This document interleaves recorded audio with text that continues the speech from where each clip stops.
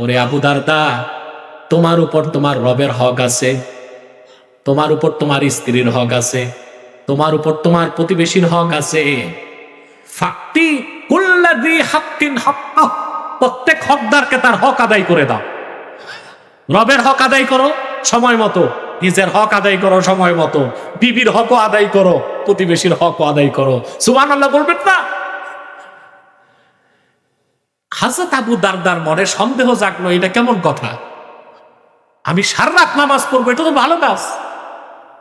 আর উনি আমারে বলতেছে রাতে ঘুমাইতে দিল, শেষ রাতে নামাজ পড়তে দিল, জোর করে খাওয়ালো।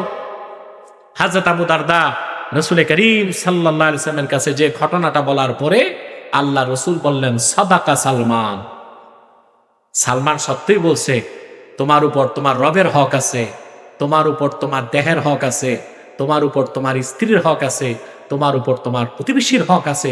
প্রত্যেক হকদারকে তার হক আদায় করে দিতে হবে। সালমান ফার্সি, আবু দারদা, একজন মুহাজির, একজন আনসার।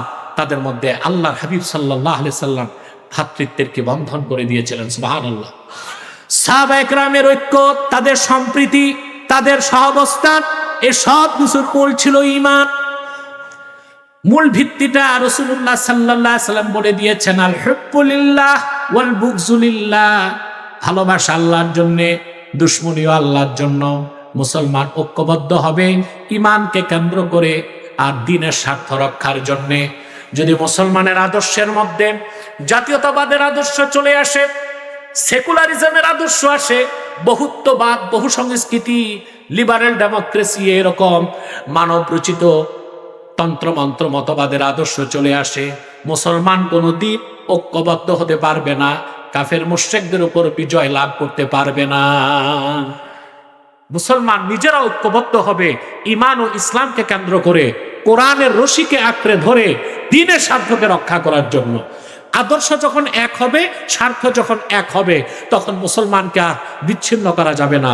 ইস্পাত কঠিন ঐক্য তাদের পক্ষে ধারণ করা সম্ভব হবে। ঠিক কিনা বলেন?